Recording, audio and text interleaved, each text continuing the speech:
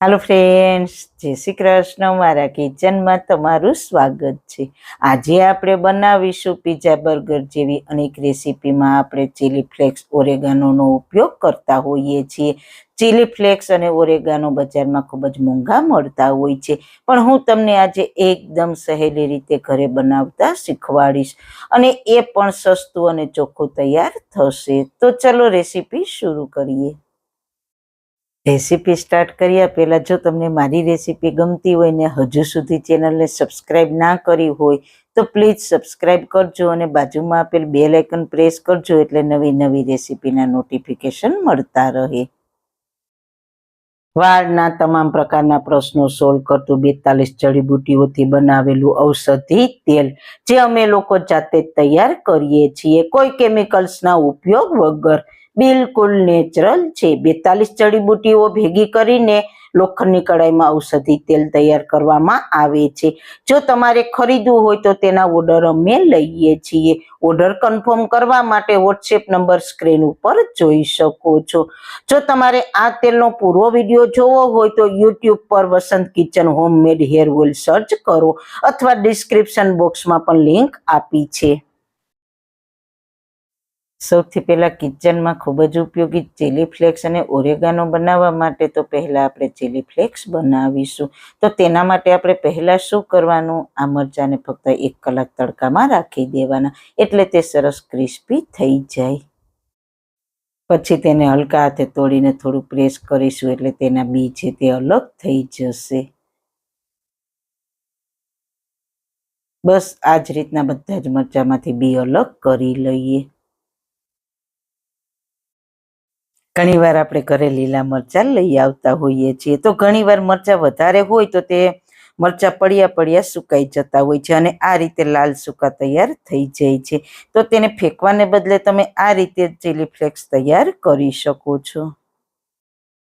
બધા જ મરચાંમાંથી બી અલગ કરી લીધા છે। હવે આ મરચાંને એક પ્લાસ્ટિકની કોથળીમાં ભરી લઈશું। જો તમે આને તડકે સુકવ્યા નથી અથવા તમારે ક્યાંય તડકો નથી આવતો અથવા તાત્કાલિક તમારે ચીલી ફ્લેક્સ જોઈએ છીએ તો મિક્સર જારમાં પલ્સ મોડમાં ચાલુ કરીને બનાવી શકો છો, પણ આજે આપણે એકદમ સહેલી રીતે જ મિક્સર વગર જ બનાવીશું।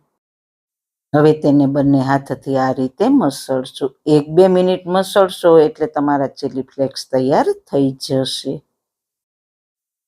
તો મરચાંને કોથળીમાં સારી રીતના મસળી લીધા છે। તમે જોઈ શકો છો આપણા ચીલી ફ્લેક્સ બનીને તૈયાર થઈ ગયા છે। હવે તેને પ્લેટમાં લઈ લઈએ। હવે આ બી કાઢીને આપણે અલગ કર્યા હતા તેને મિક્સ કરી દઈએ। તો બહુ જ લાજવાબ રેડ કલરના ચીલી ફ્લેક્સ બનીને તૈયાર છે। માર્કેટ કરતાં પણ સરસ છે ને બાકી કમાલની વાત। તો મિત્રો આપણા ચીલી ફ્લેક્સ તો બનીને તૈયાર છે। હવે બનાવીશું ઓરેગાનો, જે ઓરેગાનો બજારમાં ખૂબ જ મોંઘો મળે છે। આનો ટેસ્ટ ખૂબ જ સરસ આવે છે, તેને આપણે ઘણી બધી રેસીપીમાં ઉપયોગમાં લઈએ છીએ। તો આજે તે પણ ઘરે જ બનાવીશું। તેના માટે મેં અજમાના પાન લીધા છે।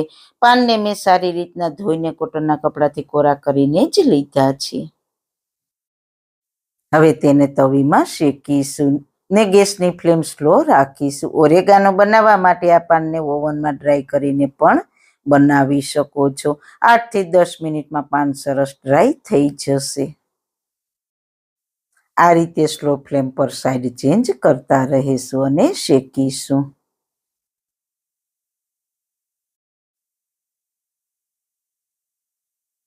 સ્લો ગેસની ફ્લેમ પર સરસ શેકાઈને ડ્રાય થઈ ગયા છે। હવે ગેસની ફ્લેમ બંધ કરીને આને ઠંડા થવા દઈશું અને પછી આ જ રીતના બધા જ પાનને આ રીતના શેકી લઈશું।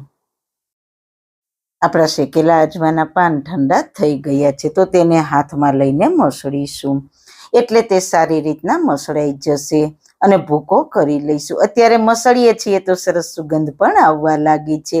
અને હા, જો અત્યારે તમને ગ્રીન કલર જેવો દેખાય છે. માર્કેટમાં ઓરેગાનો મળે છે તે સહેજ બ્રાઉન કલરનો હોય છે, પણ આને તમે થોડા દિવસ રાખશો એટલે તે પણ બ્રાઉન કલર થઈ જશે. આ અત્યારે ફ્રેશ બનાવ્યો છે એટલે તે ગ્રીન છે.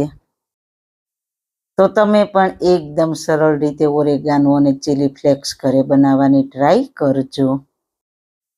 મિત્રો, તમને મારી આ ઓરેગાનો અને ચીલી ફ્લેક્સ બનાવવાની રીત સારી લાગી હોય તો તમારા ફ્રેન્ડ્સ ફેમિલીમાં શેર કરજો. અને મારી ચેનલ પર નવા છો તો મારી ચેનલને સબસ્ક્રાઈબ કરજો. ફરી મળીશું એક નવી જ રેસીપી સાથે. ત્યાં સુધી બધાને મારા જય શ્રી કૃષ્ણ.